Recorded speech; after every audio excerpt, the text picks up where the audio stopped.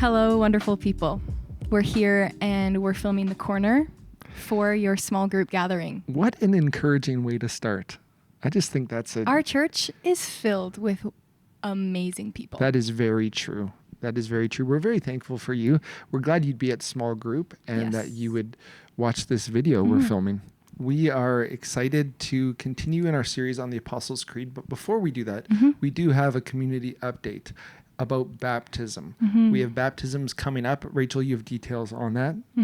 At the end of the month, on the tail end of the month, we have baptisms coming up. They're going to be at Fairview? They're going to be at Fairview on the 23rd. It's a Sunday during our evening service. And then the 30th of November in North Van. North Van is getting their own baptismal tank, a portable one. So Lord they're going to willing. do them inside and nice. not outside. That's nice for North Van. So that's exciting. And it connects nicely to the Apostles' Creed because really the Apostles' Creed was birthed out of baptismal ceremonies in the 2nd century where believers would get baptized and they'd have to answer 3 questions that were really statements of belief that we find in the Creed. And so this past week we looked at the first 2 words. That's really an ambitious talk. We're just going to give a whole talk on 2 words. Yeah, but you did it. Lord willing. Lord willing, I will do it, and I have done it. It's very confusing how this works. We're filming this before I've done it, and they'll watch it after I've done it. Right. So this past week. This is both the intention and what will have happened. Yeah. I believe. But our life is missed, so. Yeah. And so I talked about these 2 things, and I talked about the word I, the personal pronoun, and I said it's really almost paradoxical, this I, because it has this individualistic aspect to it, but also a communal aspect. And that's like the Christian faith. It's deeply personal. No one can make a decision for us to follow Jesus. We can't inherit it from our culture or our family. There has to be a point in our lives where we go, I'm deciding to follow Jesus. Now, in response to Jesus and his love and his grace, but we're saying, I'm going to follow him. That's what baptism is about. It's publicly declaring, I am going to follow Jesus. And so that's deeply personal.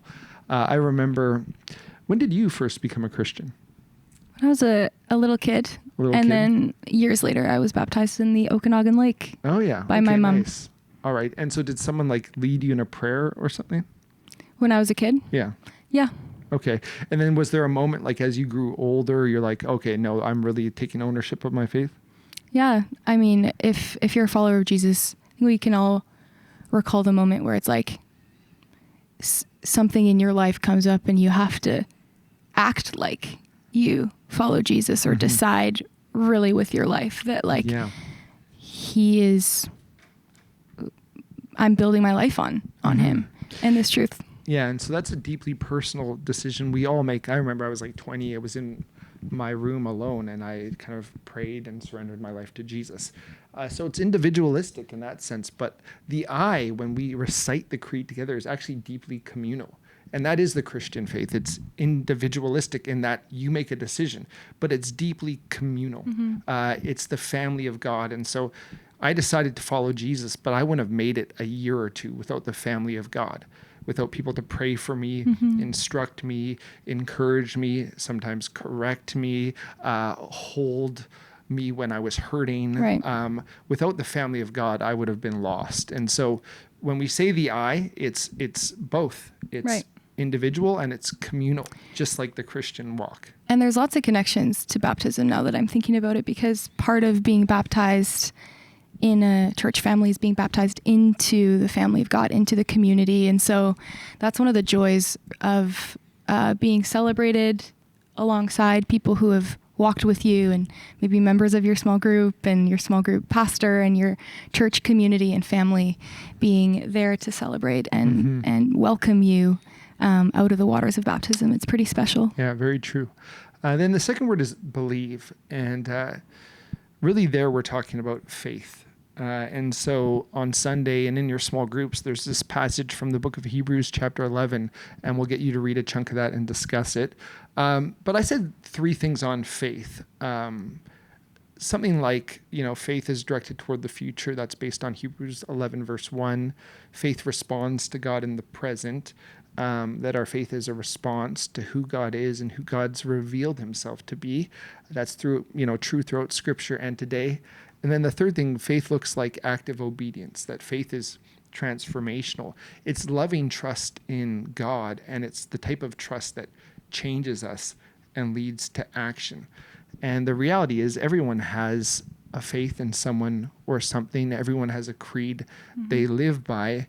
And we're studying the Apostles' Creed, a series of statements, a summary of belief that we hold to.